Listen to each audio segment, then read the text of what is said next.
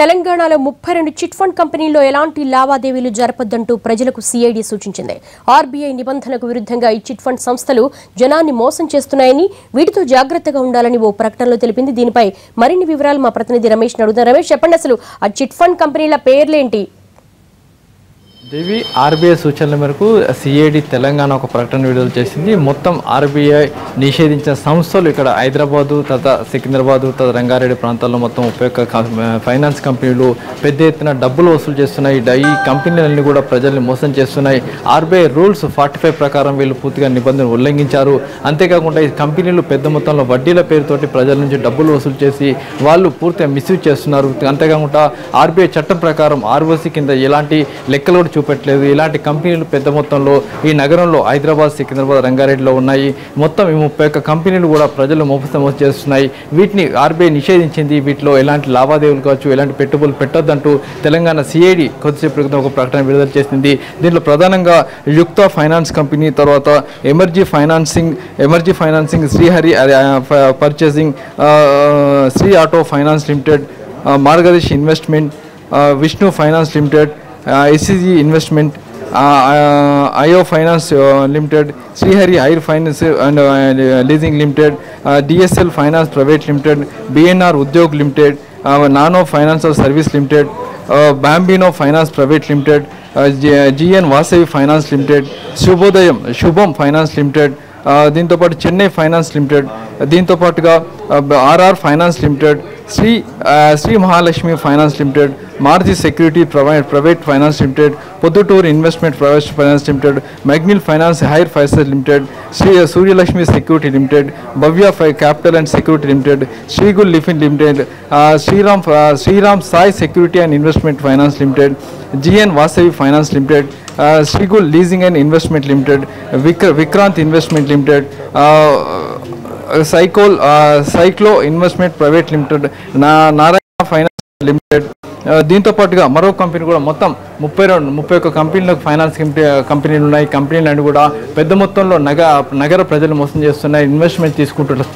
RBI rules 45/6 ఏ కింద కూడా పూర్తిగా నిబంధనలు ఉల్లంఘిస్తున్నాయి. అంతేకాకుండా ఈ సంస్థలకు ఫైనాన్స్ కావచ్చు, ఈ సంస్థలు ఎలాంటి డబ్బులు ప్రజలను సేకరించవద్దని ఎప్పటికప్పుడు సూచన చేస్తున్నప్పటికీ పట్టించుకోవట్లేదంటూ ఆర్బీఐ సూచన చేసి, అంతేకాకుండా సిఐడికి ఒక లిఖితపూర్వక సమాచారాన్ని ఆర్బీఐ ఇవ్వడంతో దీంతో కొద్దిసేపు సిఐడి పోలీసులు ఆ రాష్ట్ర ప్రజలను కూడా అప్రమత్తం చేస్తూ ఈ కంపెనీలో ఎలాంటి లావాదేవీలు కావచ్చు, ఎలాంటి ఇన్వెస్ట్మెంట్ పెట్టవద్దంటూ తెలంగాణ సిఐడి పోలీసు కొద్దిసేపటి క్రితమే ఒక ప్రకటన విడుదల చేశారు. దేవి, రమేష్, ఇప్పటికే ఏవైతే ఉన్నాయి ఈ బ్లాక్ లిస్ట్ లో పెట్టిన కంపెనీస్, చిట్ ఫండ్ కంపెనీస్ లో చాలా మంది ఇన్వెస్ట్ చేస్తుంటారు కదా, ప్రస్తుతం వాళ్ళకి ఏమైనా సిఐడి గైడ్లైన్స్ ఇచ్చిందా, లేకపోతే ఆ సంస్థల నుంచి ఎటువంటి రెస్పాన్స్ వస్తుంది? ఇప్పటివరకు అలాంటి గైడ్లైన్స్ మాత్రం ఎలాంటి ఇవ్వలేదు. ఎందుకంటే కేవలం సిఐడి ఒక ప్రకటన మాత్రం చేసింది. దీంట్లో ఈ కంపెనీలను పూర్తిగా నిషేధించింది ఆర్బీఐ. వీటిలో డబ్బులు పెట్టవద్దు, లావాదేవీలు జరపవద్దు. ఈ కంపెనీలు ప్రధానంగా వడ్డీ పేరుతో, అధిక వడ్డీ పేరుతోటి ఇన్వెస్ట్మెంట్ చేయించుకుంటున్నాయి. కాబట్టి వీటిలో పెట్టుబడి పెట్టద్దని చెప్పిన ఓ సూచన మాత్రం చేసింది. అయితే ఇప్పటికే పెట్టుబడి పెట్టిన వారి పరిస్థితి ఏంటనే విషయాన్ని దీంట్లో చెప్పలేదు. అయితే దీనికి సంబంధించి ఆర్బీఐ కొన్ని గైడ్లైన్స్ కావచ్చు విడుదల చేసే అవకాశం ఉంది. ఎందుకంటే ఇప్పటికే పెట్టుబడి పెట్టిన వాళ్ళ పరిస్థితి పూర్తిగా దయనీయంగా ఉంటుంది. ఎందుకంటే పెట్టుబడి పెట్టిన వాళ్ళ పరిస్థితి తిరిగి డబ్బులు వచ్చే పరిస్థితి ఉంటుంది.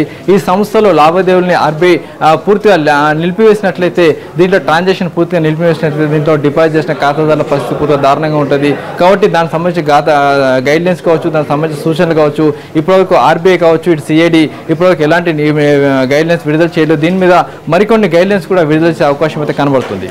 రమేష్, ఇప్పటికే చాలా మంది ఖాతాదారులు ఇప్పుడు ఆర్బీఐ ఇచ్చినటువంటి గైడ్లైన్స్ ప్రకారం ఆందోళనకు గురవుతూ ఉంటారు. ఎవరైనా అక్కడికి చేరుకున్నారా? వాళ్ళ పరిస్థితి ఏంటి? ఈ సంస్థలు కొద్దిసేపు క్రితం ప్రకటన రిలీజ్ చేశారు. అయితే దీనికి సంబంధించి ఈ సంస్థలు ఏంటి అన్న విషయాన్ని ఇప్పటివరకు కూడా అటు ప్రజలకు తెలియదు. కొద్దిసేపు క్రితం మనం కూడా బ్రేక్ చేయడం జరిగింది. అయితే దీనికి సంబంధించిన సంస్థల పేర్లు బయటకు వచ్చిన తర్వాత అటు పబ్లిక్ పెద్ద ఎత్తున అటు కార్యాలయం వద్ద చేరుకునే అవకాశం కనబడుతుంది. అయితే ఈ సంస్థలు ఏంటి అనే విషయాన్ని కూడా ప్రస్తుతానికి చాలా మంది ఖాతాదారులు కావచ్చు, చాలా మంది వ్యక్తులు ఇటు మన కార్యాలయం కూడా ఫోన్ చేస్తున్నారు. దీనికి సంబంధించి ఇంకా పూర్తిగా స్థానికంగా ఉంచి మనకు సమాచారం ఇంకా రావాల్సి ఉంది. Right Ramesh, thank you.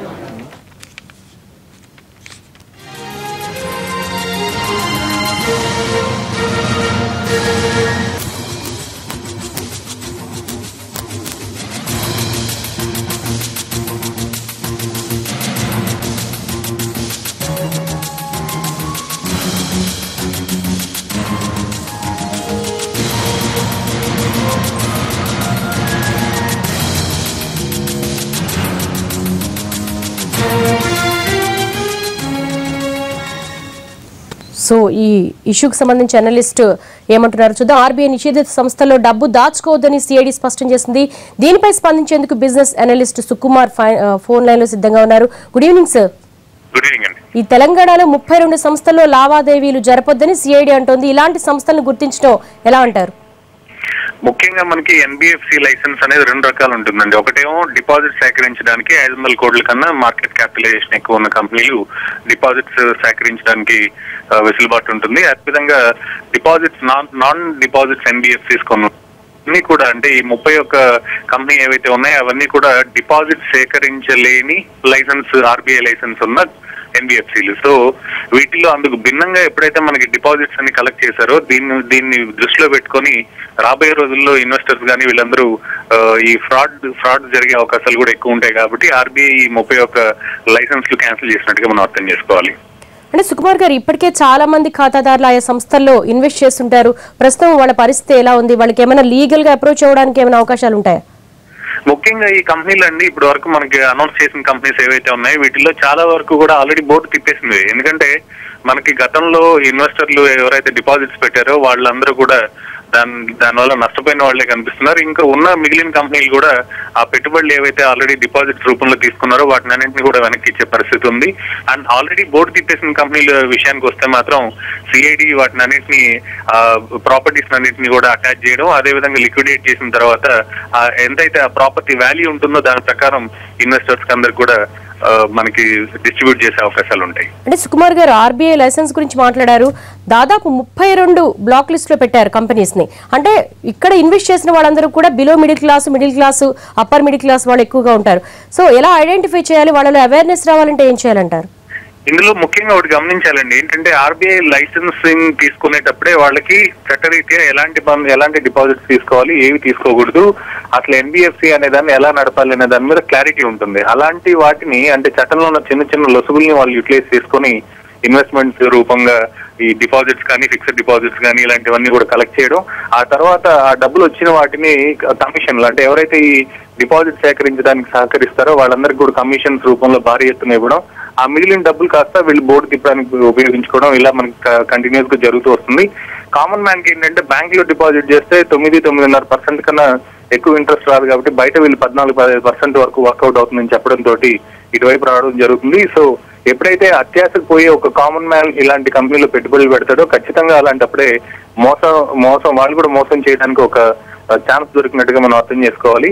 ఇంకోటి ఏంటంటే ఇప్పుడు ఈ రికవరీ విషయానికి వచ్చేసరికి ఎప్పుడైతే ఈ డబ్బులన్నీ అక్కడ ఫిక్స్డ్ రూపంలో కానీ ఇలాంటి వాటిల్లో ఆ డబ్బులు పెట్టారో ఆ డబ్బులు తీసుకెళ్లి వాళ్ళు ఎక్కడో చోట ఇన్వెస్ట్ చేసి ఉంటారు. ఆ ఇన్వెస్ట్ చేసిన మనకి అసెట్స్ ఏవైతే ఉంటాయో ఆ వాల్యుయేషన్స్ లిక్విడేట్ వచ్చే డబ్బులు మాత్రమే వీళ్ళందరికీ కూడా పంచడానికి ఉంటుంది. సో ఎప్పుడైనా న్యాయం జరుగుతుంది అని మనకు ప్రశ్న కనుక వస్తే 100% జరిగే అవకాశాలు అయితే లేవు. ఇన్వెస్ట్ చేసిన వాటిలో కొన్ని కంపెనీలు బోర్డు తీపేసినవి అయితే పూర్తిగా రాకపోవడం, ఉన్న కంపెనీలు అయితే కనుక ఒక 50-60% రికవరీ చేసుకునే అవకాశాలు ఉంటాయి. అంటే సుకుమార్ గారు, ఆర్బీఐ నిషేధిత సంస్థలు ఇన్వెస్ట్ చేయొద్దు అని చెప్పి సిఐడి తేలిగా ఒక 32 సంస్థలు అనౌన్స్ చేసేసింది. కానీ గతంలో కూడా అగ్రిగోల్డ్ లాంటి బాధితులు ఇంకా తిరుగుతూనే ఉన్నారు. అంటే గవర్నమెంట్ రోల్ ఏంటంటారు? అంటే ఒక కామన్ మ్యాన్ కి వాళ్ళ భద్రతకు సంబంధించి కానీ వాళ్ళు ఇలా నష్టపోవాల్సిందేనంటారు? గత 1 year ముందు కనుక మనం పరిస్థితి చూస్తే ఆర్బీఐ ఇష్టారాజ్యంగా లైసెన్స్ ఇవ్వడం జరిగిందండి. దాన్ని అది యాక్చువల్గా అయితే ఒక మంచి పద్ధతి, ఒక మంచి ఆలోచనతో ఇచ్చింది. కాకపోతే వీళ్ళందరూ ఏం చేశారంటే మీరు ఎగ్జాంపుల్ చెప్పినట్టు అగ్రిగోల్డ్ లాంటి వాళ్ళు ఏం చేశారంటే ఎప్పుడైతే ఈ డిపాజిట్లు తీసుకోవడానికి కొన్ని అడ్డంకులు ఉన్నాయో వేరే విధంగా దాన్ని ఎలా తీసుకోగలం అని ప్లాన్ చేసి ఒక ల్యాండ్ కొనడం, ఆ ల్యాండ్ మీకు అలాట్ చేస్తామని చెప్పి అడ్వాన్సెస్ కింద బ్యాలెన్స్ షీట్ లో ఈ కోట్ల రూపాయలు చూయించుకోవడం, వాళ్ళ సొంత అవసరాలకు వాడుకోవడం, దానికి ట్యాక్స్ పే చేయకుండా అసలు ఎక్కడ ఏం జరుగుతుందనే దాని మీద కాకుండా ఆడిటర్స్ ని వీళ్ళందరినీ మెయింటైన్ చేసి ఆర్బీఐకి ఎవ్రీ ఇయర్ వాళ్ళు మనకి బ్యాలెన్స్ షీట్స్ పంపడం జరుగుతుంది. సో అలాంటి వాటి నుంచి ఎప్పుడైనా ఒక ఇష్యూ అంటే ఇప్పుడు అగ్రిగోల్డ్ లాంటి కేసెస్ లో చూస్తే మనకి ఒక చెక్ బౌన్స్ అయిన తర్వాత వచ్చిన ఇష్యూ అది. అప్పటి వరకు ఏంటంటే ఏ ఇన్వెస్టర్ కూడా ముందుకు వచ్చి మనకి ఇంత పెట్టుబడికి మనకి ఇంత వడ్డీ ఎందుకు ఇస్తున్నాడనే ఆలోచన కానీ లేకపోతే మనం పెట్టుబడి ల్యాండ్ కొంటున్నాడా లేకపోతే ఆ కొంటున్న ల్యాండ్ వాల్యుయేషన్ అంత ఉందా లేదని ఆలోచించే పరిస్థితిలో ఉండరు. సో ఈ వీక్నెస్ ని వాళ్ళు అడ్వాంటేజ్ గా తీసుకొని ముఖ్యంగా ఈ డిపాజిట్స్ రూపంలో వచ్చిన డబ్బులన్నీ కూడా విచ్చలవిడిగా వేరే వ్యాపారాలకు కానీ లేకపోతే వాళ్ళ సొంత లాభాలకు కానీ మార్చుకోవడానికి ఎక్కువ ఛాన్సెస్ తీసుకుంటారు. అంటే ఇప్పుడు ప్రస్తుతం ఖాతాదారుల పరిస్థితి ఏంటంటారు? ముఖ్యంగా ఎప్పుడైతే మనకి లిస్ట్ వచ్చిందో ఈ లిస్ట్ లో డబ్బులు ఇన్వెస్ట్ చేసిన వాళ్ళందరూ ఖచ్చితంగా మనకి అప్రోచ్ అవ్వాల్సిన అవసరం ఉంటుందండి. ఫస్ట్ ఆ కంపెనీని అప్రోచ్ అయ్యి, ఇందులో చాలా మంది ఇప్పటికే విత్డ్రా చేసుకున్న వాళ్ళు కూడా క్యాపిటల్ ఇట్లాంటి కంపెనీలన్నీ కూడా ఆల్రెడీ కొన్ని సెటిల్మెంట్స్ కూడా చేసుకుంటూ ఉన్నారు. అంటే ఎవరైతే మెచ్యూరిటీ డేట్ ఉందో వాళ్ళకందరికి వెనక్కి ఇవ్వడం ఒకవైపు, కొత్తగా డిపాజిట్స్ తీసుకోకుండా ట్రాక్ రికార్డ్ మెయింటైన్ చేసుకోవడం ఒకటి, ఇవన్నీ చేస్తున్నారు. కాకపోతే బోర్డు తీపేసిన కంపెనీల విషయంలో మాత్రం సిఐడి చొరవ చూపించాల్సిన అవసరం ఉంటుంది. అదేవిధంగా ఆర్బీఐ కూడా అవసరమైతే అంటే ఆ స్కామ్ సైజుని బట్టి ఎన్ఫోర్స్మెంట్ డైరెక్టరేట్ కూడా డైరెక్ట్ చేయాల్సిన అవసరం ఉంటుంది. తద్వారా వాళ్ళ పర్సనల్ అసెట్స్ ఏమైనా ఉంటాయి, అంటే డైరెక్టర్స్ వాళ్ళకి సంబంధించిన పర్సనల్ అసెట్స్ ఏమైనా ఉంటే వాటిని రికవర్ చేసి ఆ అసెట్స్ ని లిక్విడేట్ చేసిన తర్వాత మాత్రమే మనకి ఇన్వెస్టర్స్ న్యాయం జరిగే అవకాశం ఉంటుంది. రైట్ సుకుమార్ గారు, థ్యాంక్ యూ సో మచ్.